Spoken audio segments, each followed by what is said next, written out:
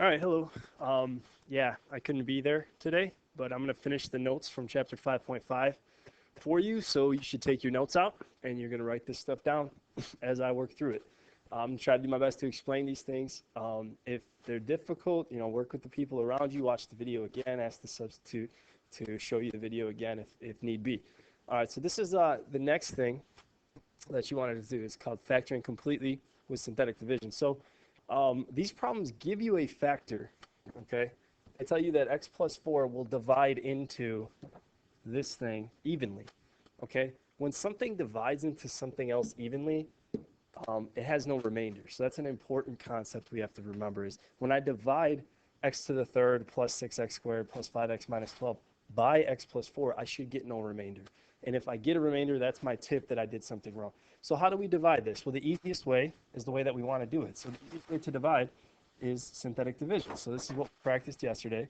So I take my x plus 4, and I say, well, if x plus 4 is a factor, then negative 4 is 0, and that's what I want to divide by. Okay? I put in the coefficients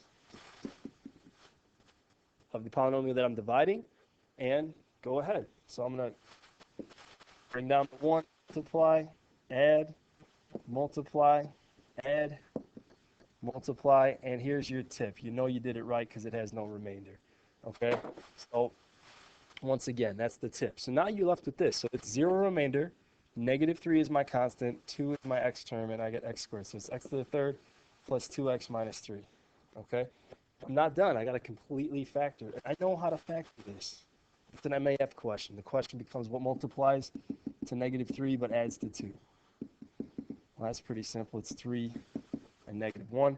So this will factor down into x plus 3, 1. And if you want to use your computer program at this point, that's fine.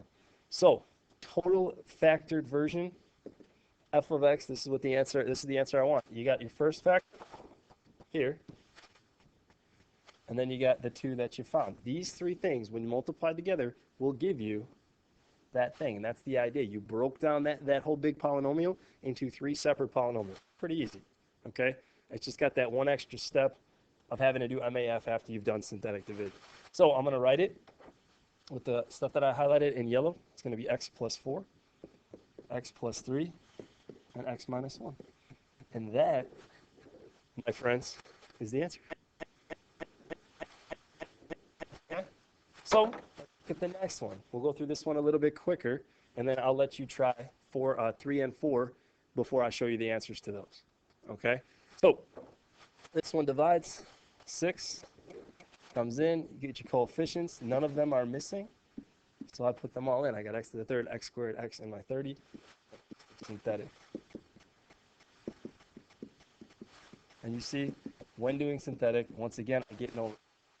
All right, this is my remainder, 0. Okay, negative 5 is my constant, negative 4 is my x term, and 1 is my x squared. So once again, I'm stuck with this. I'm going to factor that down. All right, so that is what multiplies to negative 5 and adds to negative 4. Well, that would be negative 5, 1. So this becomes x minus 5, 1. So the complete factored version of f of x. Once again, it's the original factor they gave me. It's the 2 that I found. So total answer is x minus 6, x minus 5, x plus 1. And that's my answer. If you want, have the sub, you could pause this right now and try 3 and 4. It's pause. All right, here's 3 and 4. So 3 and 4, same thing. Synthetic division. And once again, you check if all the things are there. They all are, so that you don't have to put any zeros in your synthetic division setup. Multiply, add, multiply, add, multiply, and here's your test, right? You know you should have got a remainder 0. You did. This is x squared, it's x plus 9. Multiplies to 9, adds to negative 6. Boom, got it. Complete factored version of this polynomial, f of x equals x plus 5, x minus 3, x minus. Got it. Okay, number 4. Checking that you did it right. Once again, I got x plus 4 as a factor, which means I'm going to divide synthetic. Here are my coefficients. Bring down the 3, multiply, negative 12, negative 28, multiply, negative 4 times negative 28. I'm going to need my calculator for that one. I would ask you for help, but I'm doing this with nobody else in the room. So 4 times 28. It's going to be 112. Negative 103 plus 112 is 9. Multiply, add, got no remain, squared, minus 28x plus. I'm going to use a calculator program, but you don't have to. You could go ahead and do MAF. M is negative, or 9 times 2 is 27. A is negative 28. F will be negative 1 and negative 27. So x minus 1, x minus 27, divide by 3. All right. This is going to give me 3x minus 1, and this is going to give me x minus 9. So, total factored version. The original factor, the 2 that I found, and I write f of x as a factored version with those 3 factors, x plus 4, 3x minus 1, and x minus 9. That is my final and complete answer to that particular question. Okay, that's factoring down. And the next thing is finding all zeros. So once again, if there's anything you missed, have the substitute go back. You can rewind this. That's what's nice about a video. But yeah, fill in all your notes. Make sure that you got all these answers and all these notes in there, and I'll be checking that on the next time I see you.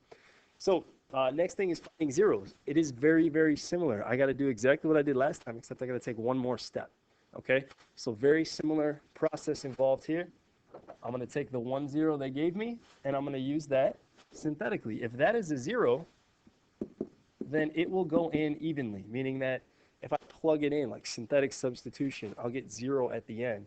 So if I do, I know that I'm right, and what I'm left with is the polynomial that will give me the last 2 zeros or 3 zeros or however many there should be.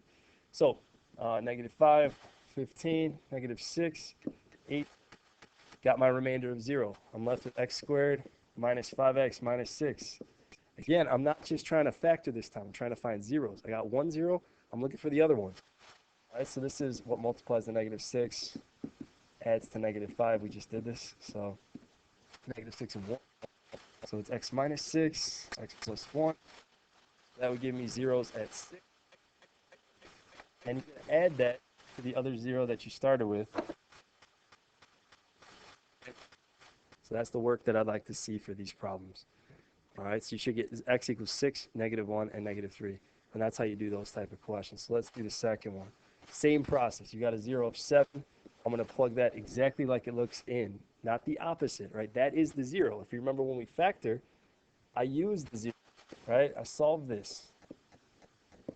And then I used the negative 5, right? So compare that with these where I'm actually going to use it. So you don't use the opposite, use the exact number that's there. All right, 10, 81, 71, and 42. Work it out, 70, negative 77, negative 6, negative 42, 0. So it's going to be 10x squared minus 11x minus 6. I'm going to find my other zeros this way. All right, so you're going to take what multiplies to negative 60, but adds to negative 11. All right, I'm thinking 4 and 15, some combination. Negative 15 and 4. So it's x minus 15 plus 4. However, you got to leave the coefficient of dividing by that. I get x plus 2/5.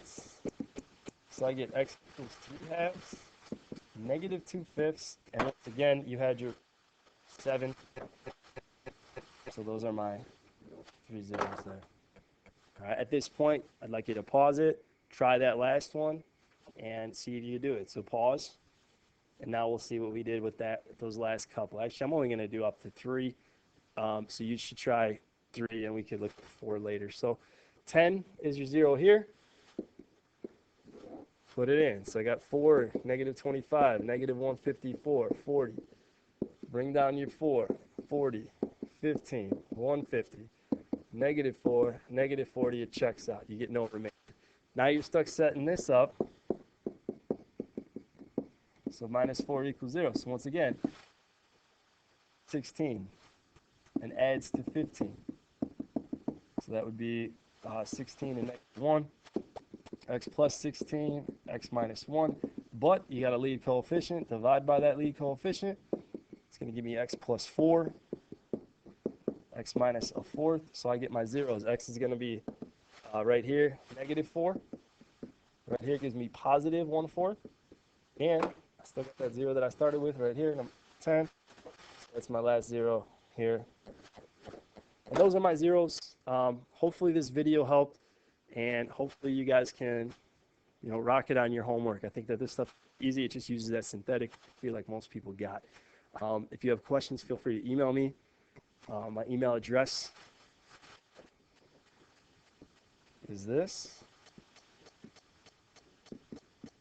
All right, so if you have a question, I don't have a problem trying to explain something to you via email through a PDF file or something like that. You can clearly do that whenever you want, but hopefully this tutorial was good enough. And now it's time for you to start your homework.